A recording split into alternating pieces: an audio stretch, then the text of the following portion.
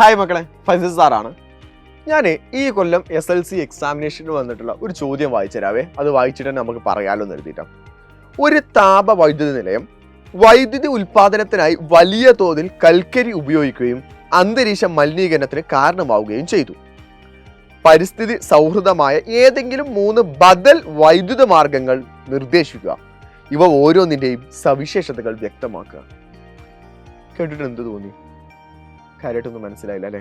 മക്കളെ, സിമ്പിളായിട്ട് നമ്മളോട് ചോദിച്ച ചോദ്യം എന്താ അറിയോ? നമ്മുടെ ടെക്സ്റ്റ് ബുക്കിൽ ശരിക്കും പഠിപ്പിക്കാനുള്ള ഏറ്റവും അവസാനത്തെ ചാപ്റ്ററിൻ്റെ 8ാമത്തെ ചാപ്റ്റർ ആയിട്ടുള്ള അതിന് പഠിപ്പിക്കാനുള്ള കാര്യമാണ് റിന്യൂവബിൾ സോഴ്സ് ഓഫ് എനർജിയും നോൺ റിന്യൂവബിൾ സോഴ്സ് ഓഫ് എനർജിയും. പുനഃസ്ഥാപിക്കാൻ കഴിയുന്ന ഊർജ്ജവും പുനഃസ്ഥാപിക്കാൻ കഴിയാത്ത ഊർജ്ജവും. ഇവിടെ പരീക്ഷയ്ക്ക് ശരിക്കും ചോദിച്ചിട്ടുള്ള കാര്യം എന്ന് പറയുന്നത് പുനഃസ്ഥാപിക്കാൻ കഴിയുന്ന ഊർജ്ജത്തിനുള്ള റിന്യൂവബിൾ സോഴ്സ് ഓഫ് എനർജിയുടെ ഉദാഹരണവും അതിന്റെ ഡീറ്റെയിലും എഴുതാനാണ്. പക്ഷെ ക്വസ്റ്റ്യനിൽ അങ്ങനെ ഒരു വാക്ക് തന്നെ പറഞ്ഞിട്ടില്ല.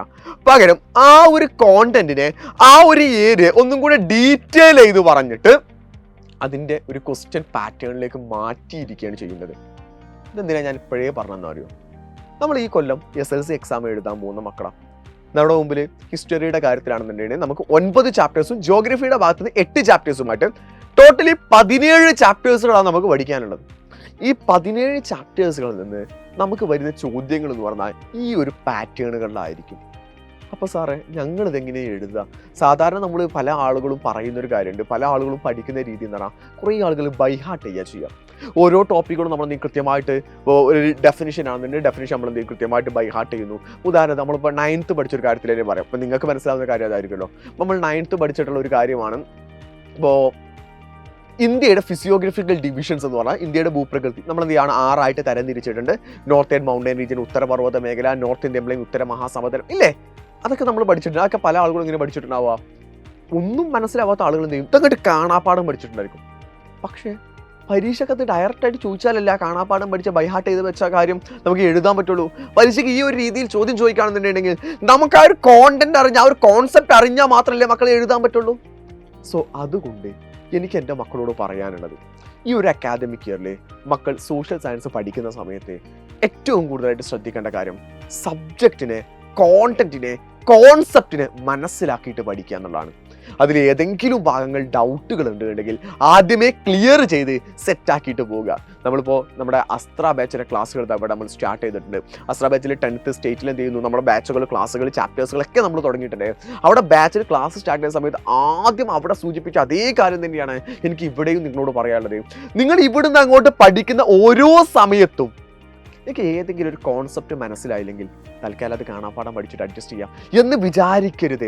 ആ ഒരു ടോപ്പിക്കിനെ കൃത്യമായിട്ട് മനസ്സിലാക്കുക. അത് എന്തുകൊണ്ട് അങ്ങനെ വന്നു, എന്തുകൊണ്ട് അത് ഇങ്ങനെ വന്നില്ല എന്ന കാര്യം കൃത്യമായിട്ട് ഫൈൻഡ് ഔട്ട് ചെയ്താൽ, കൃത്യമായിട്ട് മനസ്സിലാക്കിയിട്ട് എക്സ്പ്ലെയിൻ ആയിട്ട് ഡീറ്റെയിൽ ആക്കിയിട്ട് പഠിച്ചാൽ എനിക്ക് ഏത് പരീക്ഷയും പുഷ്പം പോലെ സിമ്പിളാക്കിയിട്ട് എഴുതാൻ പറ്റും. A+ വളരെ എളുപ്പത്തിൽ വാങ്ങിക്കാൻ പറ്റും. അതൊരിക്കലും നിങ്ങൾ മറന്നും പോകില്ല. അതൊരു ബെനിഫിറ്റ് ആയിട്ട് നിങ്ങൾ കൺസിഡർ ചെയ്യണം. അല്ല നിങ്ങൾ എന്തെങ്കിലും പേടിക്കാൻ വേണ്ടിയിട്ടല്ല ഇതിനെ മനസ്സിലാക്കേണ്ടത്. നിങ്ങൾക്ക് ഏറ്റവും വലിയ ബെനിഫിറ്റാണ്. കാരണം ഈ ഒരു ടോപ്പിക്കിനെ ഡീറ്റെയിൽ ചെയ്തിട്ട് നിങ്ങൾ പഠിക്കുകയാണെങ്കിൽ എത്ര കാലം കഴിഞ്ഞാൽ നിങ്ങൾ മറന്നു പോകില്ലടാ. നിങ്ങൾ എക്സാം ആവുന്ന സമയത്ത് ഭയങ്കര ടെൻഷൻ അടിച്ചിട്ട് പഠിക്കേണ്ട ഒരു അവസ്ഥ നിങ്ങൾക്ക് വേണ്ടി വരില്ല. സോ അതിനെ മക്കൾ മനസ്സിലാക്കിയിട്ട് ഈ ഒരു അക്കാദമിക് ഇയറിലേക്ക് മക്കളെല്ലാം എൻറ്റർ ചെയ്യുക എന്നാണ് ഒന്നാമത്തെ കാര്യം. രണ്ടാമത്തെ കാര്യം, ഹിസ്റ്ററിയിലും ജിയോഗ്രഫിയിലും നമുക്ക് അടുത്ത പ്രശ്നം എന്ന് പറയുന്നത് ഒരുപാട് പഠിക്കാനുണ്ടെന്നുള്ള. ഒരുപാടൊന്നുമില്ല, കുറച്ചേ ഉള്ളൂ. നിങ്ങൾ ഓരോ ലൈവുകൾ കാണുന്ന സമയത്തും അതിനെ ഷോർട്ട് നോട്ടുകൾ എഴുതാൻ വേണ്ടി നിങ്ങൾ ഓരോ ലൈവുകൾ കാണുന്ന സമയത്തും കൃത്യമായ ഷോർട്ട് നോട്ടുകൾ എഴുതിയെടുക്കുക. ആ ഷോർട്ട് നോട്ടുകളൊക്കെ നിങ്ങളുടെ കയ്യിലുണ്ടെങ്കിൽ നിങ്ങൾക്ക് അടിപൊളിയായിട്ട് സിമ്പിളാക്കിയിട്ട് എന്ത് ചെയ്യാൻ പറ്റും, ഈ ഒരു അക്കാദമിക് ഇയറിനെ മാറ്റിയെടുക്കാൻ പറ്റും. സോഷ്യൽ 17 ചാപ്റ്ററുകളുണ്ട്. ഈ 17 ചാപ്റ്റേഴ്സുകൾ പഠിപ്പിക്കാൻ വേണ്ടിയിട്ട് ഞാനുണ്ട്, അമീൻ സാറുണ്ട്, JC സാറുണ്ട്. ഞങ്ങളെല്ലാം ഇവിടെ സെറ്റായിട്ട് നിങ്ങൾക്ക് വേണ്ടി റെഡിയാണ്. മക്കൾ ആദ്യം മുതൽ തന്നെ പഠിച്ചു തുടങ്ങുക എന്നുള്ളതാണ് സൂചിപ്പിക്കാനുള്ളത്. കൂടാതെ ഒരു കാര്യം കൂടെ ഉണർത്തുകയാണ്, നമ്മുടെ അസ്ത്ര ബാച്ചിൻ്റെ അഡ്മിഷൻ്റെ ഏറ്റവും അവസാന സമയത്തിലാണ് നമ്മൾ ആക്ച്വലി നിൽക്കുന്നത്. അവിടെ നിങ്ങളുടെ ബാച്ച് ഞാൻ പറഞ്ഞല്ലോ ക്ലാസ്സുകളൊക്കെ സ്റ്റാർട്ട് ചെയ്ത് തുടങ്ങിയിട്ടുണ്ട്. ഇനിയും വെയിറ്റ് ചെയ്യാൻ വേണ്ടി കാത്തു നിൽക്കരുത്. ജോയിൻ ചെയ്യാത്ത മക്കളൊക്കെ വേഗം തന്നെ ജോയിൻ ചെയ്യാം. അവിടെ നമുക്ക് ഡീറ്റെയിൽ ചെയ്ത് ഡെപ്ത് ആക്കിയിട്ട് പറയാൻ പറ്റും, നിങ്ങളുടെ ഡൗട്ടുകൾ ക്ലിയർ ചെയ്യാൻ പറ്റും. സോ ആ ഒരു ചാൻസിനെ കൃത്യമായിട്ട് യൂസ് ചെയ്തുകൊണ്ട് നിങ്ങൾക്കറിയാലോ 3 പ്ലാനുകൾ, ബേസ് പ്ലാൻ, ഇൻഫിനിറ്റി പ്രോ എന്ന് പറയുന്ന പ്ലാനുകളുണ്ട്. കൃത്യമായിട്ട് നോക്കിയിട്ട് നിങ്ങൾ ഏത് പ്ലാനാണോ നിങ്ങൾക്ക് വേണ്ടത് അതിനെ കൃത്യമായിട്ട് മക്കൾ ചൂസ് ചെയ്യാം. താഴെ കാണുന്ന നമ്പറിലേക്ക് വിളിച്ചിട്ട് വേഗം തന്നെ അഡ്മിഷൻ എടുത്തോ. നമുക്ക് ആദ്യം മുതൽ അടിപൊളിയായിട്ട് പഠിക്കാം. എന്നിട്ട് ഏറ്റവും അവസാനം ഈ ക്ലാസ്സുകളെല്ലാം വൈൻഡപ്പ് ചെയ്യുന്ന സമയത്ത് നമുക്ക് ഒരുമിച്ചിട്ട് പറയണം, ഈ അക്കാദമിക് ഇയർ അടിപൊളിയായിരുന്നു. ഈ അക്കാദമിക് ഇയർ അവസാനിക്കുന്ന സമയത്ത് എനിക്ക് ഫുൾ A+ കിട്ടുമെന്നുള്ള ഒരു ഉറപ്പ് നിങ്ങൾക്ക് എല്ലാവർക്കും ഉണ്ടാവണമെന്ന് മാത്രം പറഞ്ഞുകൊണ്ട് ഓൾ ദ ബെസ്റ്റ് ഗൈസ്.